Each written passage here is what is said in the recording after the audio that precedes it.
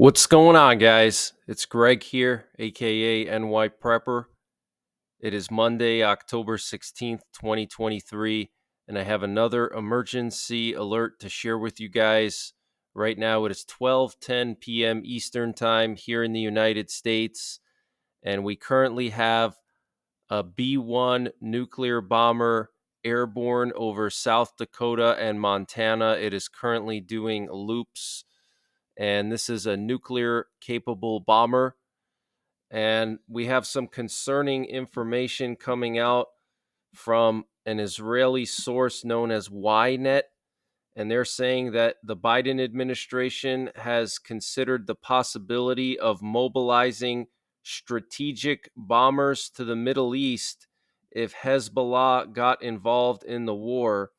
U.S. defense officials have reportedly convinced the Israeli government not to launch a preemptive strike on Hezbollah forces in Lebanon, with them promising that U.S. naval assets in the Eastern Mediterranean, including the USS Gerald R. Ford aircraft carrier strike group, will provide military assistance if Hezbollah does launch a major attack against Israel. Okay, so this is huge news, guys. Okay, the Biden administration is telling Israel to stand down. Don't worry about Hezbollah. We're going to take care of them. And apparently, they considered mobilizing strategic bombers, okay, if Hezbollah were to get involved. So that is pretty serious. And it just confirms everything that I've speculated. And I'm sure a lot of you guys have speculated. But as you see here, the U.S. military is on high alert. We have a B-1 nuclear bomber airborne this morning over South Dakota. We have a bunch of C-17 Globemasters going to Israel today.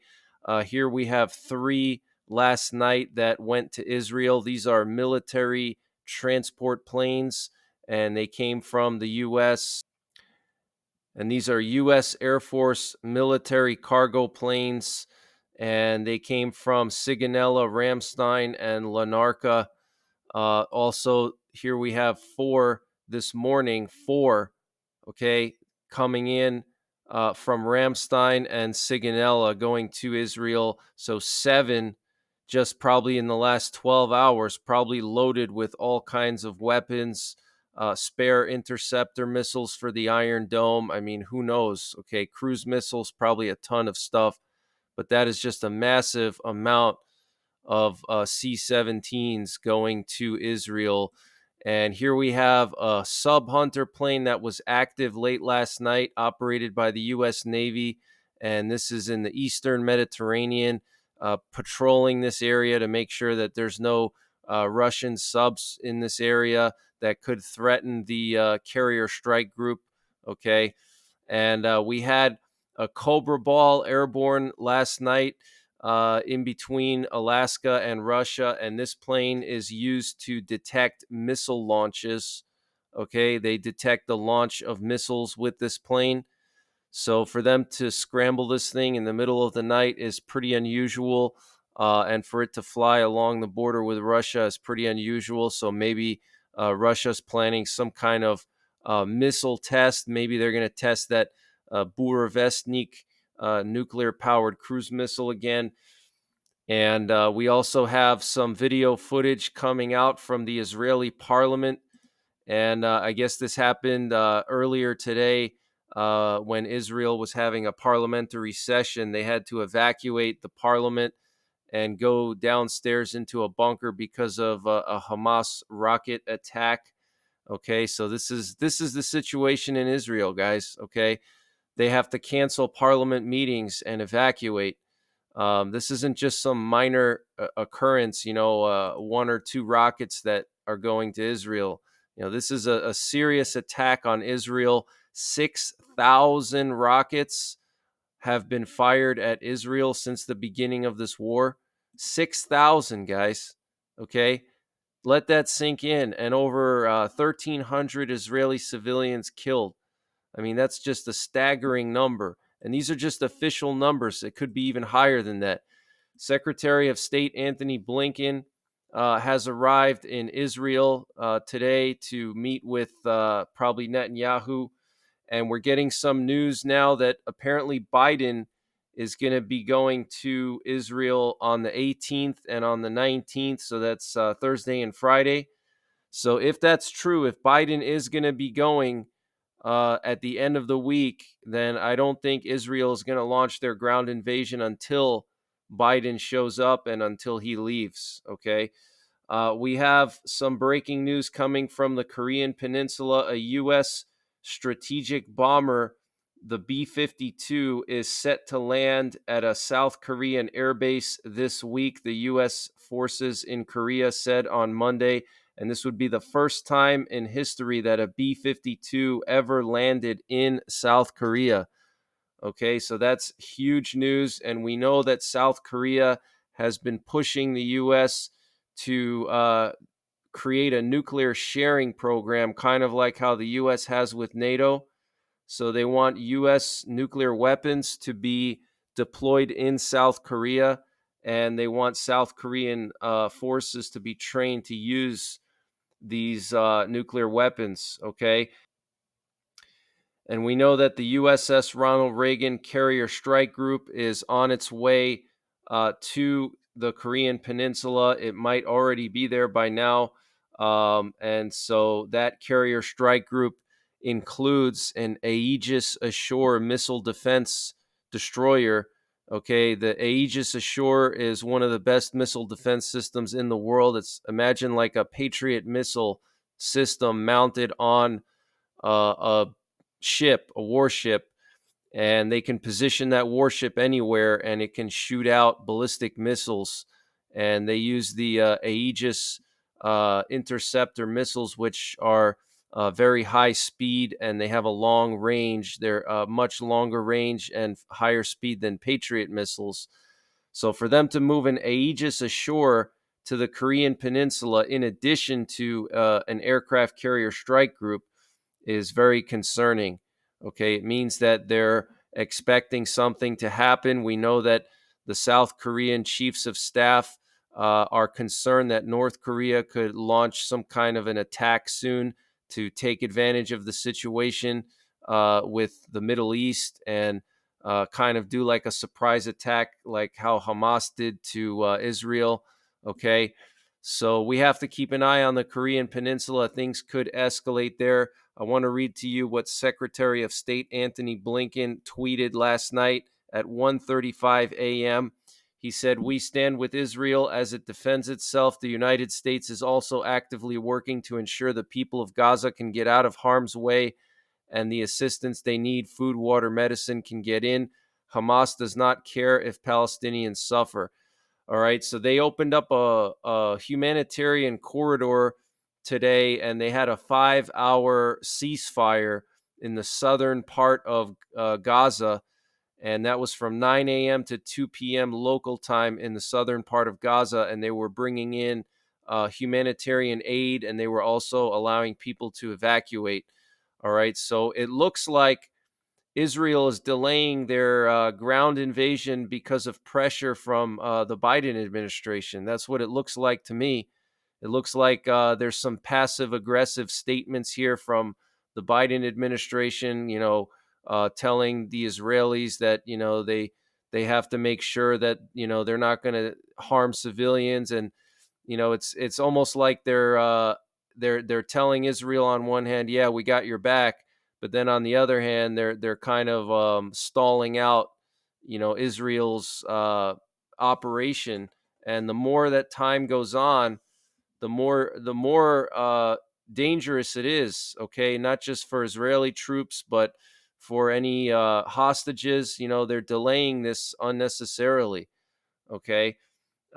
We know that there are hostages, Western hostages, probably hundreds, if not thousands, in Gaza City. And there is a massive tunnel network under Gaza City. Okay. Hamas has built a very sophisticated tunnel network, and they're holding the hostages there. So the U.S. has volunteered to deploy their tier one assets to help the Israelis free the hostages, because there are American hostages there. So I would hope that, our military would do whatever they can to get, those hostages out of there. Okay. We do know that U.S. Tier 1 assets are in the region, and they are going to be deployed there. And we also have some breaking news coming from Iran. The supreme leader of Iran, the Ayatollah Khamenei, will hold a public speech tomorrow. And the deputy chairman of the National Security Committee of Iran said that Israel's invasion of Gaza by land is a red line for Iran. Okay. So that's the deputy chairman of the National Security Committee of Iran saying that an invasion of Gaza by land is a red line for Iran. Okay. Putin also said that that basically is a red line. He said that it would be unacceptable if Israel launched a ground attack on Gaza. He said it would be unacceptable, and it's the same thing as the siege of Leningrad. Okay, so is Russia going to back up Iran against Israel? I don't know. It's possible, guys. Okay. Um, Apparently, Netanyahu is holding talks today with Vladimir Putin for the first time since the beginning of the war. And Biden said that Israel occupying Gaza would be a big mistake. Okay, so he's against Israel occupying Gaza. And the U.S. Secretary of State Anthony Blinken said the idea of expelling the Palestinians from Gaza is doomed to failure. Okay, so they basically are trying to make it clear to Israel that, we support you against Hamas, but we don't support you if you're going to try to, take over the northern part of Gaza and occupy it permanently and push out the Gazans. Israel has detected intensive Iranian efforts to transfer advanced weapons to Hezbollah in Lebanon. The IDF reportedly bombed Syrian airports and large arms convoys en route to Lebanon in recent days. Okay, so that could be why they attacked those airports, Aleppo and Damascus international airports. And before I continue with the breaking news, I wanted to mention the sponsor for this update, which is My Patriot Supply. If you use the link in the description below this video, which is preparewithnyprepper.com, you can get 25% off of their 3-month emergency food supply. And this is freeze-dried food. It has a 25-year shelf life. It comes in 6 water-resistant buckets that don't take up a lot of space. They also have a 2-week emergency food supply, which I consider to be the absolute minimum for anybody. You want to have at least 2 weeks of emergency food, especially if there's a nuclear war. You would have to shelter in place for 2 weeks while the radiation subsides, and you're going to need food while you're in your fallout shelter. So check out My Patriot Supply. Use the link preparewithnyprepper.com to get 25% off of their 3-month emergency food supply. It doesn't take up a lot of room. It has a 25-year shelf life. You can easily fit it in a closet. And they also have a store. You can buy prepping and survival supplies at their general store. So use the link preparewithnyprepper.com to get 25% off of My Patriot Supply emergency freeze-dried food. So the U.S. government is telling people who are being evacuated from Israel that they will be required to pay back the government for flights and boat rides out of Israel. How messed up is that? The Israeli military is planning an evacuation of all towns within 2 kilometers from the border of Lebanon, and they're saying 28 towns are going to be evacuated.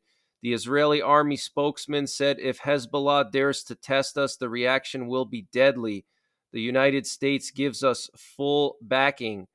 The Israeli Prime Minister Benjamin Netanyahu issued a warning to Iran and Hezbollah today, stating that the IDF is now prepared for military operations in the south, but that they are ready to confront any developments in the north. And he further stated, don't test us in the north because the price you will pay will be heavy. We have the Iraqi PMU forces, which are affiliated with Hezbollah, announcing their readiness to participate in a war scenario against Israel. And I'll read to you exactly what they said. In a conversation with the leaders of Hamas and the Palestinian Islamic Jihad, the Secretary General of the Iraqi Noble Movement said the resistance group is ready to enter the Gaza battlefield and will not hesitate to provide any help.